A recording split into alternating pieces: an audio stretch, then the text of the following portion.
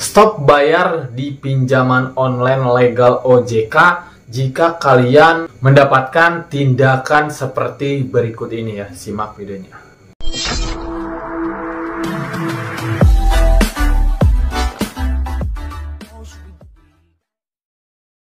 Halo, assalamualaikum warahmatullahi wabarakatuh. Kembali lagi bersama saya di sini. Di video kali ini saya akan membahas salah satu tema. Jadi kalian stop melakukan pembayaran di pinjaman online. Walaupun pinjaman online ini memang pinjaman online legal OJK, jika salah satu pinjaman online-nya ini melakukan hal tindakan seperti berikut ini ya teman-teman, saya akan jelaskan. Nah, sebelum saya bahas lebih lanjut di sini, saya ingin mengingatkan kembali tentang program bebas hutang yang memang saya adakan ya. Jadi bantu terus support channel ini, kawal channel ini untuk menjalankan program bebas hutang. Yang baru bergabung tentunya silahkan klik tombol subscribe yang ada di bawah dan juga bunyikan notifikasi loncengnya supaya saat upload video terbaru kalian mendapatkan pemberitahuannya. Terima kasih banyak yang selalu mensupport channel ini. Terima kasih banyak yang selalu mengawal channel ini untuk menjalankan program bebas hutang tentunya teman-teman. Oke, kita lanjut membahas topik kali ini. Di sini kenapa saya bilang stop bayar pinjaman online legal OJK jika melakukan tindakan seperti ini. Nah, ini tindakannya seperti apa? Karena di sini memang yang akan saya jelaskan adalah tindakan-tindakan yang memang dilarang oleh OJK itu sendiri, yang tidak boleh dilakukan oleh perusahaan pinjol itu sendiri. Intinya sih tindakan yang dilakukan oleh debt collector kepada nasabah yang memang gagal bayar ataupun memang tidak sanggup melakukan pembayaran. Kenapa harus stop? Karena memang banyak sekali debt collector yang memang mereka itu hanya mementingkan kepentingan pribadi. Ini melakukan penagihan di luar SOP ataupun di luar aturan OJK. Jadi kalian lebih baik stop saja melakukan pembayaran di pinjol seperti ini teman-teman. Karena sekarang itu banyak sekali debt collector yang memang mementingkan kepentingan pribadi mereka. Tidak mementingkan perusahaan juga, tidak mementingkan nasabah juga. Mereka itu mementingkan kepentingan pribadi karena jika memang berhasil melakukan penagihan atau mendapatkan uang pembayaran dari nasabah, mereka akan mendapatkan uang lebih. Seperti itu yang mereka pikirkan. Jadi di sini mereka tidak mementingkan kepentingan perusahaan sebenarnya. Jadi mereka hanya mementingkan kepentingan pribadi. Jadi lebih baik kalian stop bayar jika pertama si debt collector ini melakukan tindakan peneroran. Peneroran di sini kalian bisa pahami.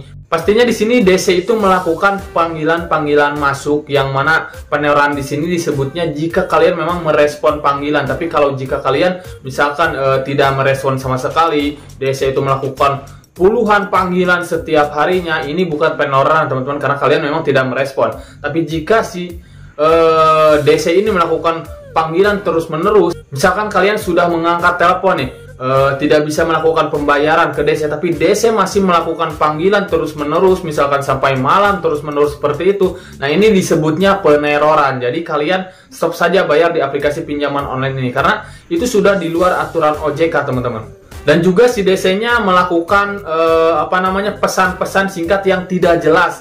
Biasanya banyak sekali debt collector melakukan penagihan yang tidak jelas. Dari aplikasi mana, dari perusahaan mana, itu biasanya tidak jelas. Banyak sekali penagihan-penagihan seperti itu teman-teman. Nah, ini kalian hiraukan teman-teman jika seperti itu ya. Yang kedua, kalian stop bayar jika si debt collector itu melakukan penagihan dengan tema yang namanya mempermalukan. Ini sudah di luar aturan OJK teman-teman. Jadi kebanyakan sekarang DC itu mempermalukan nasabah-nasabahnya. Di sini misalkan saya contohkan, si DC itu menelepon ke kantor pekerja kalian. Nah, itu sudah bisa dibilang mempermalukan ya. Jika mereka menelepon misalkan ke tempat kerja kalian, ke kantor, itu sudah tindakan mempermalukan karena sudah melakukan penagihan di luar kontak darurat, juga di luar utama sang nasabah yang memang gagal bayar. Itu sudah tindakan mempermalukan teman-teman ya. Jadi kalian stop saja bayar, karena ini bisa merugikan kalian ke depannya. Bisa hal buruknya bisa terjadi, misalkan kalian dipecat karena itu. Nah, ini bisa berakibat seperti itu. Jadi ini sudah salah satu tindakan yang mempermalukan kalian teman-teman, karena sekarang itu banyak sekali DC-DC yang memang menghubungi kantor-kantor tempat kerjanya untuk melakukan penagihan hutang. Nah, ini tidak boleh dilakukan sebenarnya teman-teman. Ini sudah melakukan tindakan mempermalukan kalian sebagai nasabah, teman-teman. Kalau kita tetap membayar hutang kita ke aplikasi pinjaman online yang melakukan penagihan seperti itu, maka ini akan berakibat buruk untuk nasabah berikutnya, teman-teman. Karena si DC ini akan menerapkan hal seperti itu terus-menerus untuk melakukan penagihan.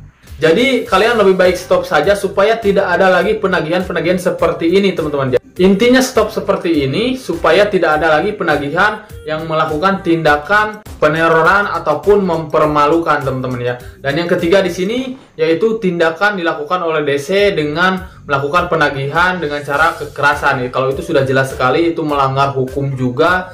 Kalau melakukan tindakan kekerasan itu benar-benar melanggar hukum. Itu sudah jelas, kalian tidak perlu membayar karena ini akan dianggap lunas juga oleh sang perusahaan pinjaman online. DC-nya pun juga memang akan dipecat ataupun kena hukum ataupun kena sanksi, teman-teman, kalau tindakan kekerasan. Yang penting dua saja yang tadi, yang pertama dan yang kedua. Jika si debt collector melakukan tindakan seperti itu, kalian stop saja melakukan pembayaran di aplikasi pinjaman online legal OJK juga, teman-teman ya. Tapi kalau kalian masih memiliki niat baik untuk membayar, tidak masalah, kalian bayar saja pokoknya saja, teman-teman, tidak perlu membayar dengan bunganya. Dan kalian tidak perlu bicara apa-apa, langsung saja bayar pokoknya saja jika kalian memang sudah ada rezeki untuk melakukan pembayaran, teman-teman ya.